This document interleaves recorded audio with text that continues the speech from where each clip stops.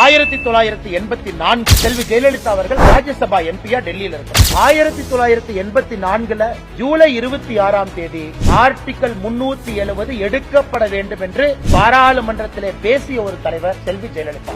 ராமர் கோவிலை பத்தி அம்மா ஜெயலலிதா அவர்கள் national integration council meeting November 23, 1992 பேசுறாங்க. என்ன சொல்றாங்கன்னா, கர சேவை என்பது தவறான வார்த்தை கிடையாது, அது சரிங்கிறாங்க. 1993 செல்வி ஜெயலலிதா அவர்கள் அம்மா அவர்கள் ஏடிஎம்கே தொண்டர்கள்ட்ட 20 லட்சம் கையெழுத்து இயக்கம் நடத்துறாங்க. ராமர் கோவில் கட்ட வேண்டும் என்பதற்காக. 2003 பத்திரிகையாளர் ஒரு கேள்விக்கு பதில் சொல்றாங்க, ராமர் கோவில் இந்தியால கட்டலினா பாகிஸ்தான்ல கட்டணும். அடுத்தது யூனிஃபார்ம் சிவில் கோடுக்கு அம்மா ஜெயலலிதா அவங்க சொல்றாங்க, it is very much necessary for a multi religious country like India rendering equality to all.